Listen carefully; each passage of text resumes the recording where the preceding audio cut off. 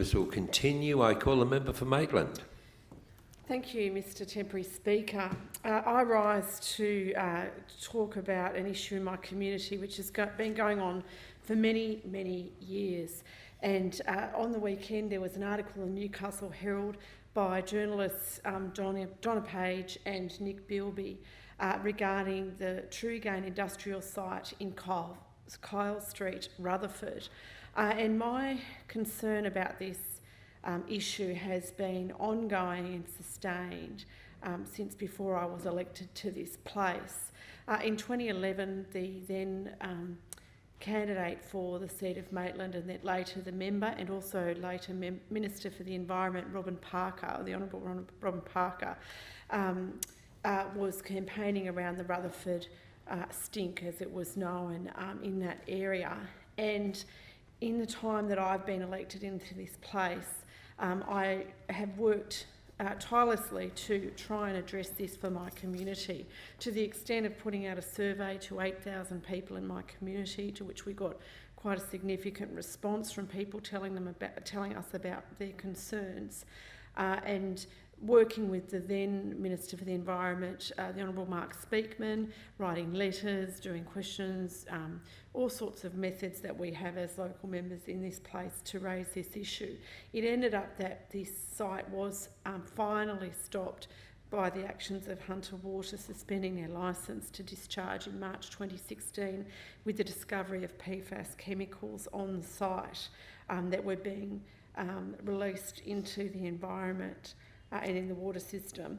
And at that time, in fact, I've actually suffered in this place, attacks on my integrity because of the workers who were employed at that site. And it is devastating to have read in the paper this weekend about those workers who have actually suffered significant health risks and health conditions as a result of the rogue operations of this site.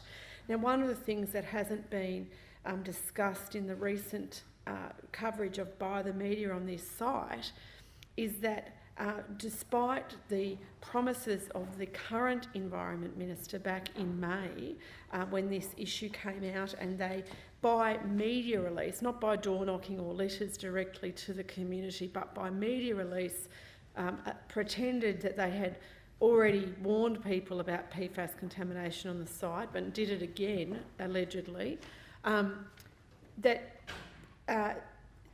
although they undertook to put up a clean-up contractor on the site and did a tender process, that a question or notice that I asked in this place on the 9th of August came back to say that that tender has not been awarded, as the site owner has engaged a contractor to install a mobile treatment plant to treat PFAS and contaminated wastewater on site.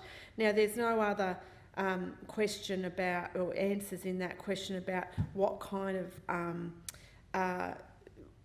contaminants might also be being addressed on that site. And in fact, the clean-up notice link that we were given doesn't work anymore, so that's a concern as well, because the websites have all changed. But my concern is, what monitoring outcome is the Minister doing, or her agency, of the outcomes of that wastewater treatment to ensure the efficiency? And that goes to the issues around the usage and storage and disposal of this particular contaminant in terms of the PFAS, but also what's happening with all the other contaminants on the site.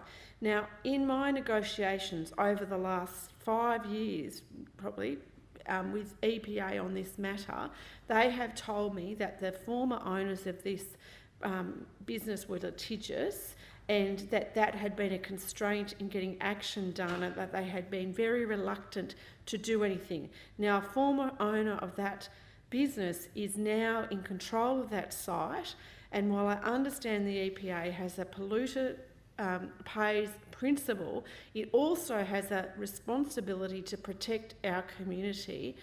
And this minister has failed repeatedly to take appropriate action in appropriate manners at appropriate times to deliver safety for our community just in this site.